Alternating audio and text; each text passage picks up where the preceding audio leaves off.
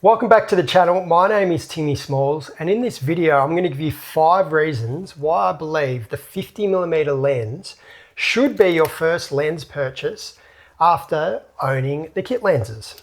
So you might have jumped into photography recently with 1 or 2 of the kit lenses. Typically they are an 18 to 55 and on the longer end the 55 to 200. So those 2 lenses, and in today's standards, are very good for what they are, better than the offerings 10 to 15 years ago. So if you're still using the kit lenses, you are still in good hands, especially with the current quality of glass. But sometimes you want more and you want to experiment with a different focal length, just a different lens altogether. And so I believe the first lens that you should look towards is a prime, and that prime should be a 50mm or equivalent focal length. Now, the 50mm lens or focal length is just a classic. It's probably the most ubiquitous lens focal length in the world, and I believe it's one of the most fun lenses to use. And so I think it's the rite of passage for every photographer to own and experiment with a 50mm lens. So just to clarify a few things, if you're shooting on a crop censored camera, you will want to be looking for a lens around the 30 to 35mm range.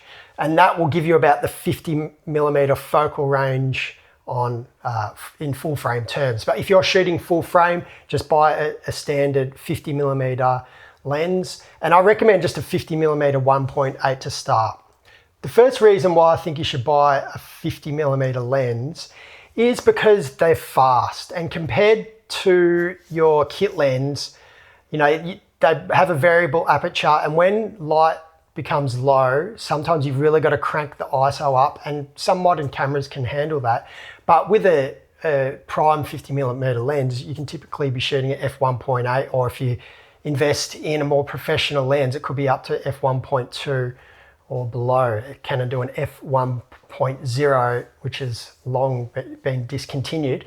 But they're great for using in low light, and you can really experiment with the shallow depth of field that wide aperture gives you, and that's one of the fun parts about using a 50mm lens.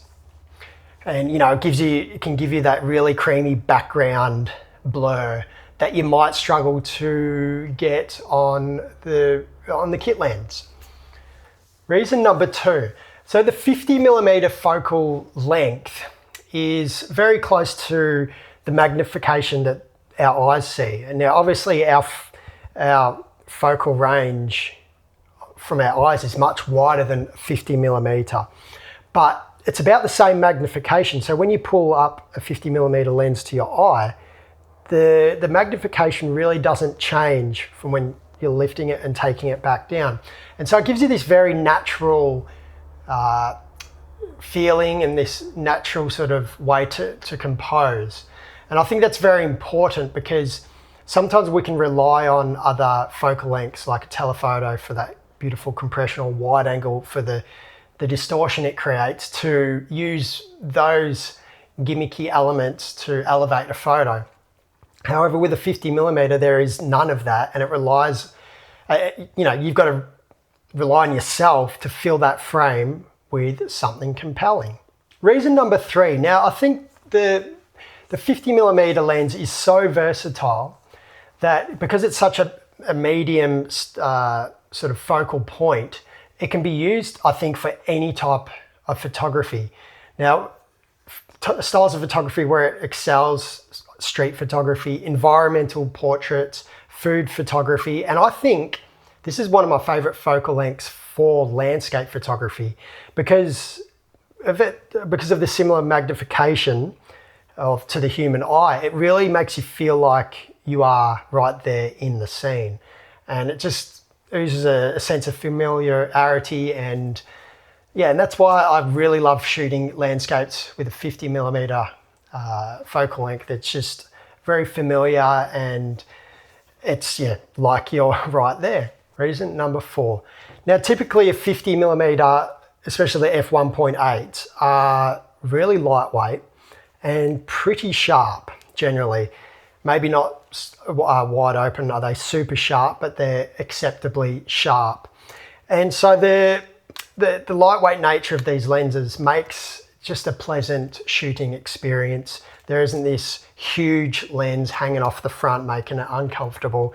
You can put a strap on this and walk around for hours, and that's why it's great for street photography too, because it's not obtrusive, that's the word, and you might be able to get into tighter spaces and annoy less people. And that's why I love a 50mm lens, walking around with it, just a lightweight nature. I can walk around for hours without really feeling it.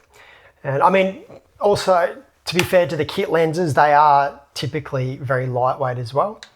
And if you don't need that subject separation, they can actually still be a great walk around lens for street photography.